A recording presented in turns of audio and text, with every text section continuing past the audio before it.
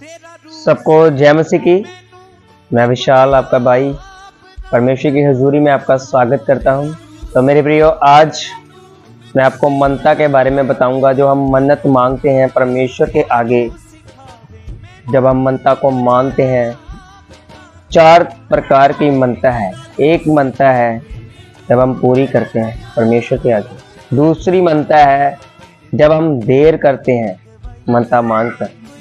और तीसरी मनता ये है जब हम मनता परमेश्वर से मन्नत मांग तो लेते हैं और पूछताछ करते हैं, लोगों से पूछते हैं, रिश्तेदारों से पूछते हैं कि हम कैसे मनता मांगी है और क्या क्या बनाएंगे, कैसे अरेंजमेंट करेंगे, कैसे मैनेजमेंट करेंगे, सब कुछ। और चौथी मनता ये है कि कहीं आप ऐसी मन्नत ना मांग लेना कि बाद में आपको पछताना पड़े, कि आप इधर उधर देखकर कहें कि मैं ऐसी मन्नत परमेश्वर तेरे आगे मांगता हूँ, तो बाद में आप पछताएं। कि एक बड़ी मन्नत मांग लें परमेश्वर से, तो बाद में आपको वो मन्नत तो देनी पड़ेगी। कि परमेश्वर की मनता है, जो परमेश्वर के आगे जो हमारे मुंह से वचन कहता है कि जो तुम्हारे मुख से निकला है उसे पूरा करना होगा। तो आए मेरे प्रियो, आज हम वचन में जानेंगे ये 4 प्रकार की मनता। हम पहली मनता में जाएंगे जब हम मनता मांगकर, मन्नत को मांगकर देर करते हैं। तो पहला वचन है व्यवस्था वरण, उसकी 23 आयत, उसके 21 पद में लिखा है, जब तू अपने परमेश्वर यहोवा के लिए मन्नत माने तो उसे पूरी करने में विलंब ना करना, क्योंकि तेरा परमेश्वर यहोवा उसे निश्चय तुझसे ले लेगा और विलंब करने से तू पापी ठहरेगा। आमीन। तो मेरे प्रियो, यहाँ पर वचन कह रहा है कि तुम मन्नत मांगकर देर ना करना, क्योंकि उसने कहा मैं तो तुम्हारे लिए, जो तूने भेंट मेरे लिए कही अपने मुख से निकाली, मैं तो ले ही लूंगा, लेकिन तू पापी ठहरेगा जब हम ज़्यादा देर करेंगे। हम कहेंगे कि अभी हमारी सैलरी नहीं पड़ी, अभी हमें सैलरी नहीं मिली, बाद में हम करेंगे। अगर पैसे आ चुके हैं हमारे पास, तो फिर भी हम उस परमेश्वर की जो मन्नत मानी है उसको पूरा नहीं करें, तो हम पापी ठहरते हैं। ये मन्नत है कि देर करने में हम पापी ठहरते हैं। तो दूसरी मन्नत हम देखते हैं कि जो पूछताछ करनी लोगों से। तो हम वचन में चलेंगे। आए मेरे प्रिय, हम वचन में देखते हैं कि वचन हमें क्या सिखाता है। नीति वचन उसकी 20 आयत, उसके 25 पद में, जो मनुष्य बिना विचार किसी वस्तु को पवित्र ठहराए और जो मनता मांगकर पूछताछ करने लगे वह फंदे में फंसेगा। आमीन। देखो, यहाँ पर वचन कहता है कि जो मनता मांगकर पूछताछ करे वह फंदे में फंसेगा। पूछना ऐसे कि कुछ लोग ऐसे होते हैं कि वो शुभ और अशुभ मुहूर्तों को देखते हैं कि कौन से हम मुहूर्त में, कौन से दिन में हम परमेश्वर की मन्नत को पूरा करेंगे, कैसे हम मीटिंग रखेंगे, उसकी बंदगी को रखेंगे, कैसे हम उसकी संगति करेंगे। और रिश्तेदारों से पूछते हम क्या क्या बनाएंगे, क्या क्या खाएंगे, कौन कौन आएगा, कितने लोग हो जाएंगे, लिखने लगते हैं, बहुत कुछ करते हैं। तो ये मन्नत भी हमें फंसा देती है। एक बंदा फंस जाता है कि जब हम दो चित हो जाते हैं, हम उधर के भी देखते हैं और आत्म की जिंदगी के जैसे हमने मन्नत मांगी उधर की भी देखते हैं, तो हम फंस जाते हैं इसमें।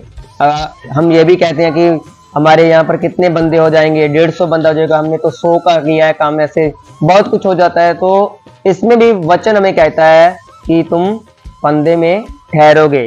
आमीन। तो हम उसके आगे वचन में चलेंगे कि जो तीसरी मन्नत है, जो बिना विचार किए, बिना सोचे हम मन्नत मांग लेते हैं परमेश्वर के आगे, बाद में हमें पछताना पड़े, उस मन्नत के बारे में मैं आपको बताता हूं।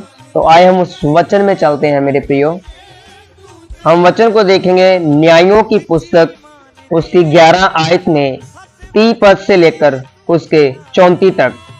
यहाँ पर लिखा है, और जिदापी ने यह कहकर यहोवा की मनता मानी, यदि तू निस्संदेह अम्मोनियों को मेरे हाथ में कर दे, तो जब मैं कुशल के साथ अम्मोनियों के पास से लौट आऊं, तब जो कोई मेरे बेट के लिए मेरे घर के द्वार से निकले वह यहोवा का ठहरेगा, और मैं उसे होम बलि करके चढ़ाऊंगा।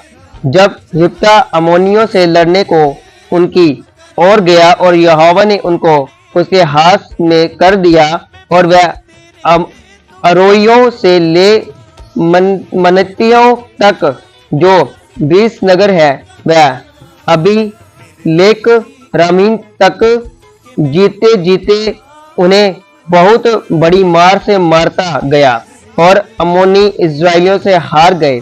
जब रिबका मिस्पा को अपने घर आया तब उसकी बेटी डफ बजाती और नाचती हुई उससे भेंट करने के लिए निकल आई। वह उसकी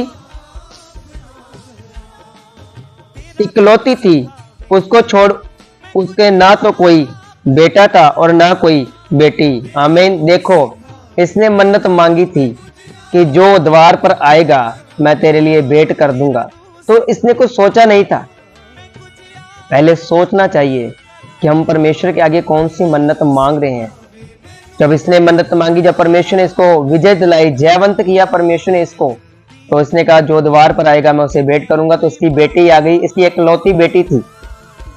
तो उसकी बेटी, देखो, उसकी बेटी ने कहा कि तू यहोवा से वचन दे चुका है कि तू मन्नत को पूरा कर। उसकी बेटी भी वफादार निकली, तो उसने अपनी बेटी को होम बलि कर दिया। तो चौथे प्रकार की ये है मन्नत की हम उसको पूरा करते हैं। आइए हम इसी वचन में देखते हैं। न्यायों की पुस्तक 11 आयत उसकी 39 पद में, 2 महीने बीतने पर वह अपने पिता के पास लौट आई और उसने उसके विषय में अपनी मानी हुई मनता को पूरा किया और उस कन्या ने पुरुष का मुंह कभी ना देखा था, इसलिए इजराइलियों में ये रीति चली। तो मेरे प्रियो, जब भी मनता मांगनी है तो परमेश्वर इस रीति से मनता मांगना कि हम उसको पूरा कर सकें। इसने पूरा तो किया मनता, लेकिन चौकस रहे मनता मांगने में कि जो मनता हम परमेश्वर के आगे माने तो उस मनता को मांग कर, क्योंकि परमेश्वर का वचन में लिखा है कि वह अन्न बलियों से प्रसन्न नहीं होता, ना मेल बलियों से। जो उसके वचन पर चलता है, उसकी इच्छा को पूरा करता है, वह उसी से प्रसन्न होता है। लेकिन कोई भी मनता, अगर हमने कुछ भी घर में मीटिंग रखनी है, घर में हमने कोई भी प्रभु का काम करना है, तो मेरे प्रियो, आप उस तरीके से रखें जिस तरीके से हम कर सकें और परमेश्वर पिता भी खुश हो सकें। तो मेरे प्रियो, ये मनता के लिए आज जो परमेश्वर मेरे मन में डाला था। तो एक और बात है कि कोई भी ब्याज के पैसे और वेश्या बनकर नाच कर उसके पैसे लेकर 2 नंबर का पैसा कभी भी परमेश्वर से खुश नहीं होता। चाहे उससे आप दशमांश निकालो, चाहे कोई भी वस्तु परमेश्वर के आगे आप अर्पण करो, चाहे आप कुछ भी करो, चाहे बड़े से बड़ा काम करो। परमेश्वर ने कहा कि मैं 10 सातों की कमाई को ग्रहण करता हूँ, 10 सातों की मेहनत को ग्रहण करता हूँ। 100 में से दशमांश निकालोगे तो मैं उससे प्रसन्न हो जाऊंगा। लेकिन 2 नंबर की कमाई से ब्याज का धन और वेश्यापन का धन कभी भी परमेश्वर प्रसन्न नहीं होगा। ये एक परमेश्वर का वचन है, मैंने पहले भी बताया था।